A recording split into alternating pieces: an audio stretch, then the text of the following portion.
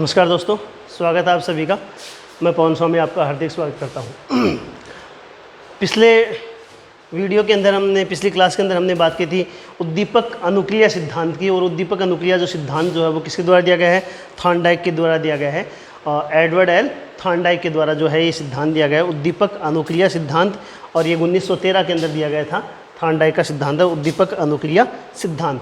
और हमने जो है सिद्धांत के बारे में इसके क्या क्या नाम है, क्या क्या उपनाम है, उद्दीपक का मतलब क्या होता है, अनुक्रिया का मतलब क्या है, उद्दीपक अनुक्रिया दोनों का जो मतलब है उसके बारे में भी हमने बात की थी। उद्दीपक का मतलब होता है वह तत्व जो प्राणी को क्रिया करने के लिए प्रेरित करता है। और प्रेरित करने के बाद में प्राणी द्वारा जो क्रिया की जाती है, तो प्राणी द्वारा जो क्रिया की जाती है वो तो क्या कहलाती है? अनुक्रिया कहलाती है। और प्राणी को जो प्रेरित करने वाला जो तत्व है वो क्या कहलाता है? उद्दीपक कहलाता है। इसके अलावा हमने बात की थी कि थॉर्नडाइक ने अपना जो प्रयोग किया वो किस पे किया है? भूखी बिल्ली पे किया है। किस पे किया गया है? भूखी बिल्ली पे। एक बात और हम करते हैं कि जितने भी व्यवहारवादी मनोवैज्ञानिक हैं, चाहे वो स्किनर है, चाहे वो थॉर्नडाइक है, चाहे वो पावलोव है, कोई भी मनोवैज्ञानिक है, जितने भी व्यवहारवादी मनोवैज्ञानिक हैं, इन सभी व्यवहारवादी मनोवैज्ञानिक के जो एक्सपेरिमेंट है वो सारे के सारे किस पर किए जाते हैं? पशुओं पर किए जाते हैं। देखिए यहाँ पर मनोवैज्ञानिक जो है वो दो प्रकार के हैं। एक तो जो है व्यवहारवादी मनोवैज्ञानिक है। तो व्यवहारवादी जो मनोवैज्ञानिक है इनके सभी प्रयोग जो वो किस पर हैं? पशुओं के ऊपर किए जाते हैं। व्यवहारवादी मनोवैज्ञानिकों के प्रयोग किस पर हैं? पशुओं पर किए जाते हैं। और दूसरे संज्ञानवादी मनोवैज्ञानिक, एक तो व्यवहारवादी मनोवैज्ञानिक और दूसरे कौन से हैं? संज्ञानवादी मनोवैज्ञानिक। संज्ञानवादी मनोवैज्ञानिक है, इनके प्रयोग किस पर किए जाते हैं? मानव पे किए जाते हैं। डायरेक्ट किस पे किया जाता है? मनुष्य पे किया जाता है। तो थॉर्नडाइक का जो प्रयोग है वो पशु पे है। किस पे? कौन से पशु पे है? भूखी बिल्ली पर किया जाता है। उद्दीपक होता है, उद्दीपक के बाद में अनुक्रिया होती है। और अनुक्रिया करने के बाद में क्या मिलता है? पुनर्बलन मिलता है। क्या मिलता है?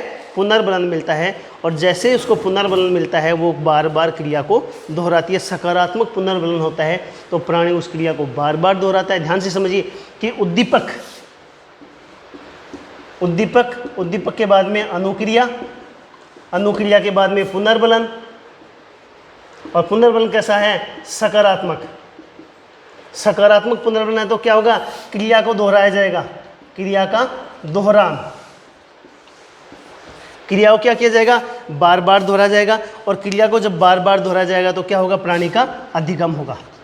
क्या होगा? प्राणी का अधिगम होगा। तो सीधे शब्दों में कह सकते हैं कि एक पूरा का पूरा जो सिद्धांत है वो किस पर आधारित है? अभ्यास पर आधारित है। उद्दीपक अनुक्रिया जो सिद्धांत है वो किस पर आधारित है? अभ्यास के ऊपर आधारित सिद्धांत माना जाता है। इसके बाद में हम बात करते हैं कि थॉर्नडाइक को विश्व का प्रथम शिक्षा मनोवैज्ञानिक कहा जाता है। क्या कहा जाता है? शिक्षा मनोवैज्ञानिक। किसको कहा जाता है? थॉर्नडाइक को। थॉर्नडाइक को विश्व का पहला शिक्षा मनोवैज्ञानिक कहा जाता है। क्यों कहा जाता है? क्योंकि इन्होंने सीखने के क्या दिए हैं? नियम दिए हैं। क्या दिए? सीखने के नियम। यानी इन्होंने अपना प्रयोग जो किया है वो किस पे किया है? पशुओं पे किया है।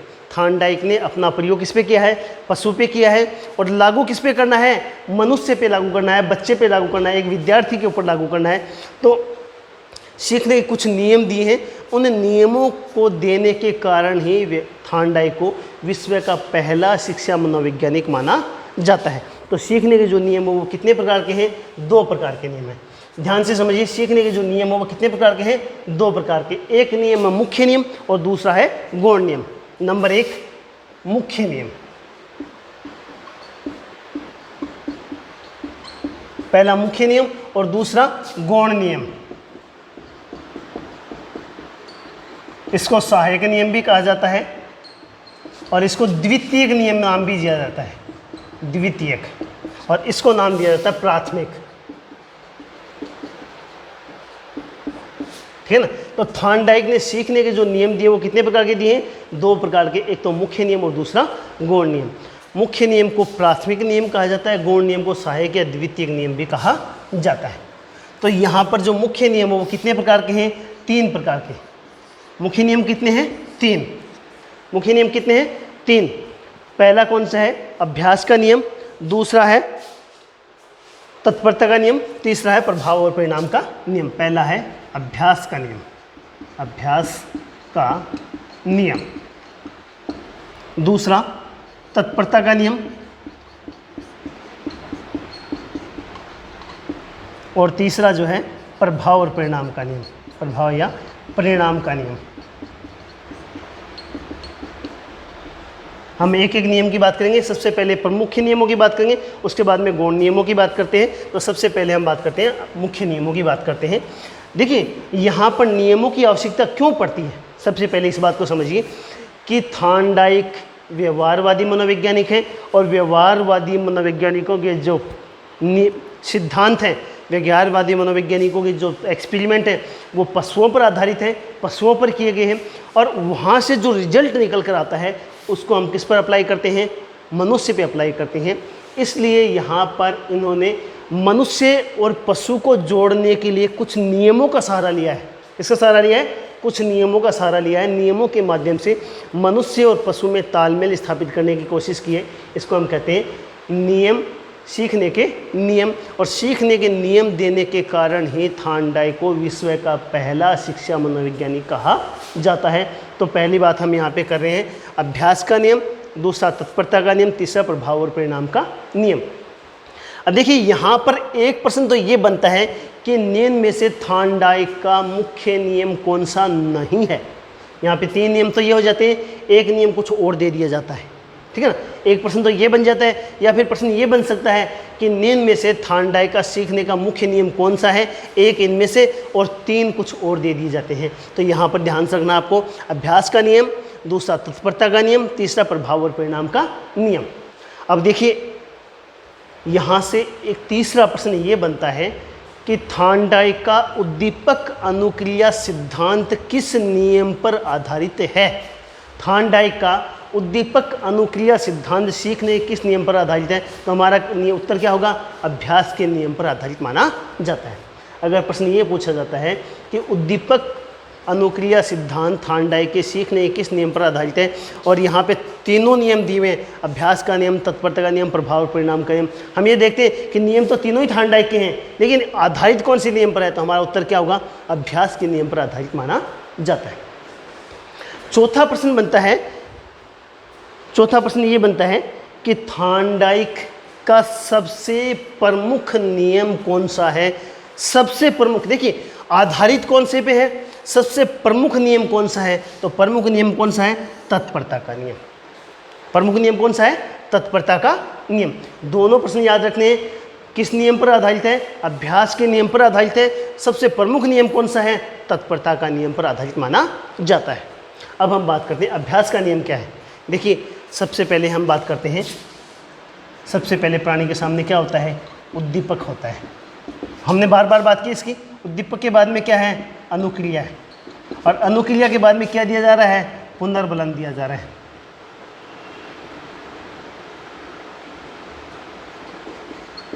पुनर्बलन, और पुनर्बलन भी कैसा है? सकारात्मक दिया जा रहा है, ठीक है ना। और सकारात्मक पुनर्बलन देने से प्राणी उस क्रिया को दोहराता है, एक बार में नहीं सीखता है। देखिए हमने देखा कि बिल्ली को हमने भोजन दिखाया, बिल्ली ने उछल कूद की, लेकिन वो लीवर दबाना नहीं सीखे।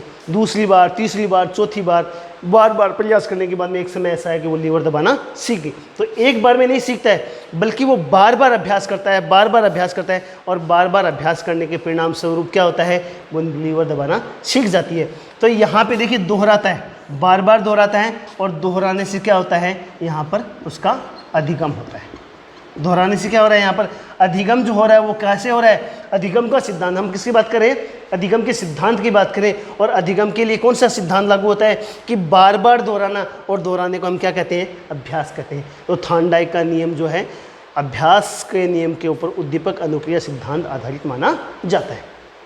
तो पहला तो आपके समझ में आ गया कि जब भी हम बच्चे को सिखाते हैं कक्षा में, उसको कै लिखना सिखाते हैं या काउंटिंग सिखाते हैं या पहाड़े सिखाते हैं, तो उसको बार बार अभ्यास करवाते हैं, बार बार अभ्यास करवाते हैं, और तब तक अभ्यास करवाते हैं जब तक वो सीख नहीं जाता है, जब तक वो सीख नहीं लेता है, पूरी तरह नहीं सीख लेता है। और जब वो पूरी तरह सीख लेता है उसके बाद में उसका अभ्यास क्या करवा देते हैं? बंद करवा देते हैं। तो पहला जो नियम वो है वो किस पर आधारित है?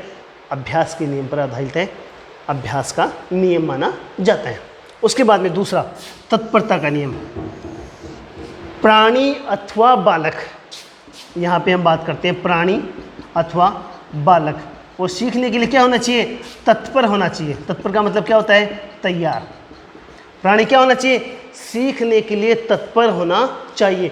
तत्पर का मतलब क्या होता है? तैयार। वो शारीरिक और मानसिक रूप से पूरी तरह क्या है? सीखने के लिए तैयार है, तभी प्राणी सीख पाता है, अन्यथा सीख नहीं पाता है। मैं क्लास में जाता हूँ लेकिन मैं सीखना नहीं चाहता हूँ तो मुझे कोई नहीं सिखा पाता है, जब तक मैं सीखने के लिए तैयार नहीं हूँ।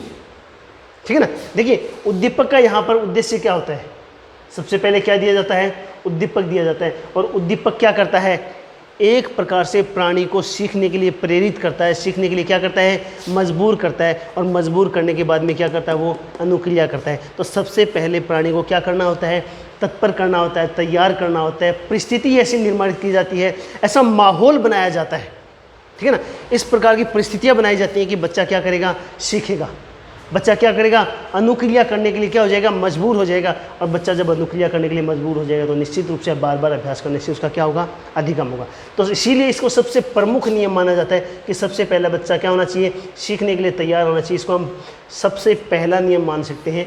उसके बाद में अभ्यास करवाते हैं उसको बार बार। तो सबसे पहला बच्चा जो है वो सीखने के लिए शारीरिक और मानसिक रूप से, शारीरिक व मानसिक रूप से क्या होना चाहिए? सीखने के लिए क्या होना चाहिए? तैयार होना चाहिए, तभी प्राणी सीख पाता है, अन्यथा सीख नहीं पाता है।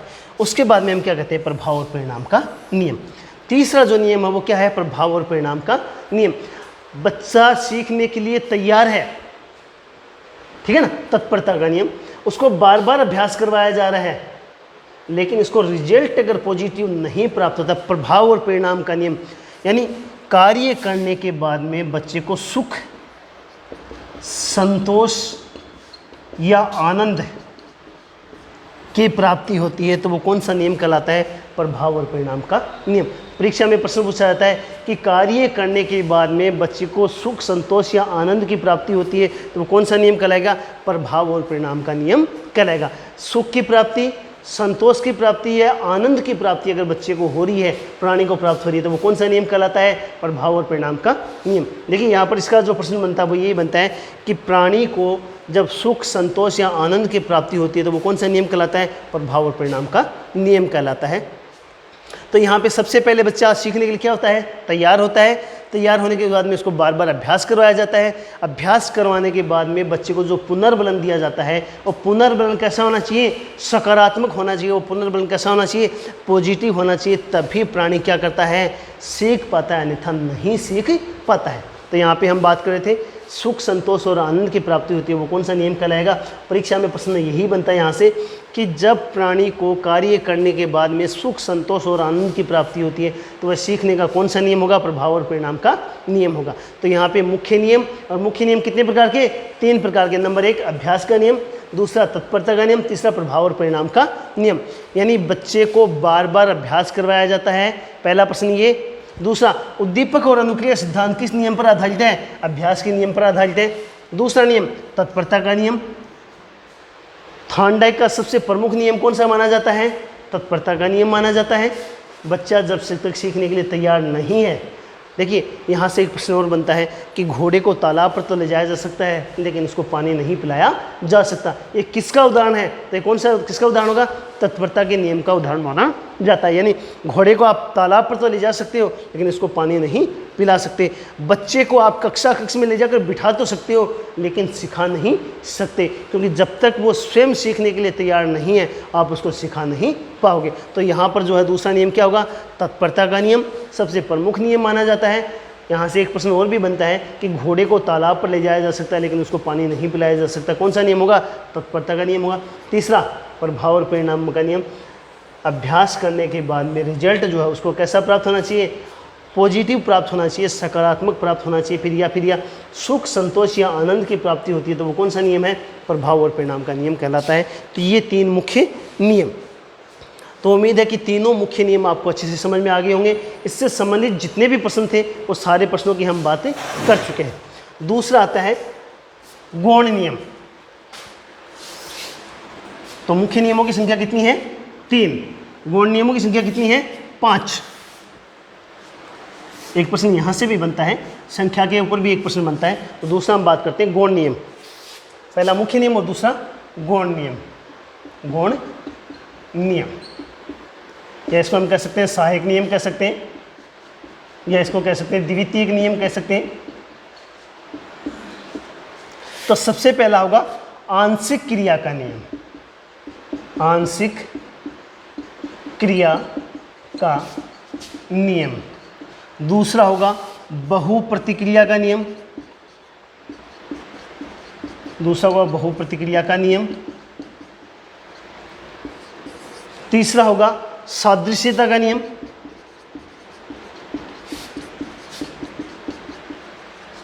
चौथा होगा साहचर्य का नियम, चौथा होगा साहचर्य का नियम। और पांचवा होगा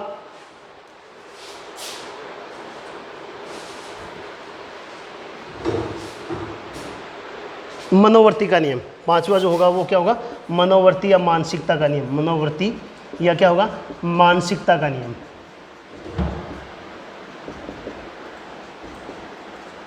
तो यहाँ पे हम बात कर रहे थे किसकी, मुख्य नियम, और मुख्य नियम के बाद में गौण नियम की। सबसे पहले आंशिक क्रिया का नियम, दूसरा बहुप्रतिक्रिया का नियम, तीसरा सादृश्यता का नियम, चौथा साहचर्य का नियम और पांचवा मनोवर्ती का नियम। देखिए सबसे पहले जब हम बच्चे को सिखाने की कोशिश करते हैं तो सबसे पहले हम उसको किसके माध्यम से सिखाएंगे, किसके माध्यम से सिखाएंगे, मुख्य नियमों के माध्यम से सिखाएंगे। पहला बच्चा जो है वो सीखने के लिए क्या होगा, तत्पर होगा, तैयार होगा, तो क्या कराएगा, तत्परता का नियम कराएगा। उसके बाद में उसको क्या करवाएंगे, अभ्यास करवाएंगे, तो वो क्या कराएगा, अभ्यास का नियम कराएगा। और उसके बाद में तीसरा जो क्या होगा, उसको रिजल्ट जो प्राप्त होगा उसको कैसा प्राप्त होगा, पॉजिटिव होगा, सकारात्मक होगा, सुख संतोष और आनंद की प्राप्ति होगी, तो वो क्या कहलाएगा, क्या कहलाएगा, तीसरा प्रभाव और परिणाम का नियम कहलाएगा। अब अगर बच्चा इन 3 नियमों के माध्यम से सीख जाता है तो ठीक है, लेकिन अगर बच्चा इन 3 नियमों के माध्यम से नहीं सीखता, देखिए मुख्य नियम और गौण नियम, अगर इन 3 नियमों के माध्यम से नहीं सीखते हैं तो हम 5 गौण नियमों का प्रयोग करते हैं। पहला आंशिक क्रिया का नियम, दूसरा बहुप्रतिक्रिया का नियम, तीसरा सादृश्यता का नियम, चौथा साहचर्य का नियम और पांचवा मनोवर्ती का नियम। अब देखिए हम बात कर रहे थे कि संख्या के ऊपर प्रश्न बनता है। यहाँ पे जो प्रश्न बनता है, यहाँ पे 2 प्रकार के प्रश्न बनते हैं कि थॉर्नडाइक ने सीखने के कितने नियम दिए हैं, कितने प्रकार के नियम दिए, तो कितने प्रकार के नियम दिए, 2 प्रकार के। कितने प्रकार के, 2 प्रकार के, एक तो मुख्य और दूसरा गौण नियम। 2 प्रकार के नियम दिए, एक तो मुख्य नियम दिया, दूसरा गौण नियम दिया। अब अगर ये पूछा जाता है कि कुल कितने नियम हैं, कुल कितने नियम, तो कितने हो गए, 8 हो गए। तो 8 कितने हो गए, 3 तो मुख्य नियम और 5 क्या हो गए, गौण नियम। तो ये दोनों चीज़ें आपको याद रखनी है, 3 तो मुख्य नियम और 5 क्या हो गए, गौण नियम। पहला जो मुख्य नियम है वो अभ्यास का नियम, दूसरा तत्परता का नियम, तीसरा प्रभाव और परिणाम का नियम। इन तीनों नियमों से 1-1, 2-2 प्रश्न बनते हैं। जितने भी प्रश्न बनने वाले हैं मैंने आपको सभी प्रश्नों के बारे में बताया है। और इसके बाद में जो है मुख्य नियमों से बच्चा अगर नहीं सीख पाता है तो हम किसका प्रयोग करते हैं, गौण नियमों का प्रयोग करते हैं। गौण नियमों की संख्या कितनी है, 5 है। कुल नियम कितने हो गए, 8 हो गए। नियमों के कितने प्रकार हैं, 2 प्रकार हैं, एक मुख्य नियम और गौण नियम। एक बार इसका स्क्रीनशॉट लीजिए, इसके बाद में अगली क्लास में पढ़ेंगे।